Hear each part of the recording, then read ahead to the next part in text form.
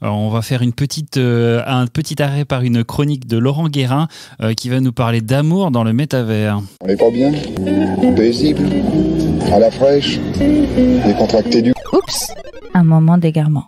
Alors, Laurent, tu as trouvé l'amour dans le métavers. Non mais what? L'amour dans le métavers? Et non, je n'ai pas trouvé l'amour dans le métavers. J'ai menti et hontément dans le titre de cette chronique afin de t'attirer dans mes filets.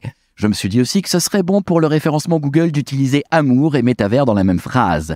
Après tout, c'est ce que fait la reine autodéclarée du métavers, Paris Hilton. Et ouais, the queen of the metaverse is back. Elle est de retour, ladies and gentlemen, Paris Hilton. Et elle a créé le Parisland, un oasis de fraîcheur et de couleurs acidulées dans lequel Anne Hidalgo n'est pas mairesse, et il y a peut-être relation de cause à effet. Hasard du calendrier, en fait pas du tout, cet univers virtuel nous tombe dessus juste à temps pour la Saint-Valentin, comme ça tombe bien. Les joueurs et joueuses entrant dans Parisland pourront rencontrer virtuellement 5 autres joueurs, accomplir des quêtes et finalement choisir un partenaire, nous explique-t-on, un partenaire de jeu. Oui, enfin non, un partenaire de jeu. Un conjoint quoi. Quoi? T'as bien compris, Paris crée la première agence matrimoniale du métavers, le précurseur des applications de rencontres dans les mondes virtuels, le paradis des ondes sensuelles. Oui, j'entends encore l'onde sensuelle de ta bouche sur mes lèvres, mais comment t'atteindre? Pour atteindre l'amour, et pas pour le sauver, on n'en est pas là. Car comment retrouver le goût de la vie qui pourra remplacer le besoin par l'envie? Pour atteindre l'amour, donc, il te faudra sauter à pieds joints dans le jeu The Sandbox, trouver le Parisland, acheter des tenues, voyons, sélectionner des alliances, enquêter sur le secret d'un hamburger et sauver un naufragé, autrement dit, capter le SOS d'un terrien en détresse. Et toi, Laurent, donc je suis sûr que tu es allé dans la ville de l'amour 3.0, le Parisland. Et oui, comme je cherche l'amour, j'y suis effectivement allé. Il faut dire que la promesse était alléchiante. Ça disait, lorsque les joueurs auront terminé toutes les quêtes et fait leur choix de partenaire de jeu, un fabuleux mariage et une grande fête seront organisés toute la nuit avec Paris Hilton comme DJ. Une aubaine pour un gars comme moi qui rêve depuis tout petit d'épouser une blonde au platine. Malheureusement, je te jure que c'est vrai, j'ai cliqué sur un mauvais bouton. Pendant The Microsoft Overture, un morceau de 12 minutes 27 secondes qui se lance en préambule de certains logiciels, j'avais commencé à faire autre chose. Et c'est ainsi que lorsque le métavers s'est ouvert, j'étais vert. Car je me suis retrouvé coincé dans Meta Chinatown, au propre comme au figuré, étant donné que je n'arrivais plus à quitter le programme. On était en plein dans Microsoft Crepuscule, un mouvement de 14 jours qui débute là où ta patience termine, et que tu ne peux cesser à moins de forcer la fermeture. Échaudé par ma chute à Chinatown, je décidais finalement de ne pas chiner l'amour dans le métavers, me disant que si un chasseur doit savoir chasser sans son chien, un célibataire doit savoir choper change son avatar. Me vint alors en tête la question suivante. Mais elle est où? Que j'eus aussitôt envie d'entonner comme si... Mais elle est où? Mais elle est où? Mais elle est où, mon amoureuse? Et oui, que sont devenues les croyances de ma jeunesse entretenues par des dizaines de films Disney dans lesquels un prince charmant à la chevelure flamboyante trouvait une princesse comme partenaire de jeu?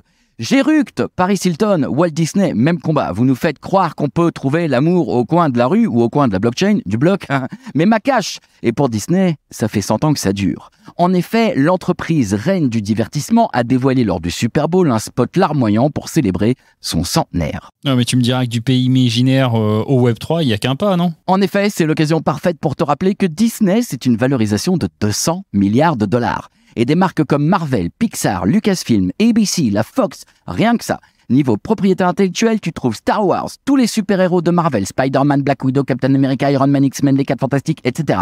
Mais aussi Pirates des Caraïbes, Indiana Jones, Toy Story, Cars, Nemo, Frozen, Le Roi Lion. Et en plus de toutes les princesses donc, et même Grey's Anatomy, ou encore les Simpsons. Finalement, il n'y a que Paris Hilton que Disney n'a pas acheté. Quand tu possèdes de telles marques et franchises, et un patrimoine vieux de 100 ans de mémoire collective, laisse-moi te dire que le Web 3 représente un potentiel démentiel que le géant du storytelling a tout juste commencé à exploiter. La Fox a ainsi investi 100 millions de dollars dans Blockchain Creative Labs, qui a pour mission de forger l'avenir de la création, de la distribution et de la monétisation de contenu en connectant les créateurs et les communautés à la technologie blockchain. Disney a également signé un accord de distribution et vente de biens numériques ou Digital Collectibles avec l'application VV. Tu peux y acheter entre autres des versions numériques de comics mais aussi d'autres biens comme des modélisations 3D. Toutes les transactions sont enregistrées sur une blockchain pas encore consultable et la marque aux grandes oreilles se garde bien d'utiliser la terminologie NFT. J'ai repéré pour toi un exemplaire numérique de premier comic avec Oncle Picsou paru en 1953. 10 000 exemplaires vendus à 10 $, soit un revenu de 100 000 $.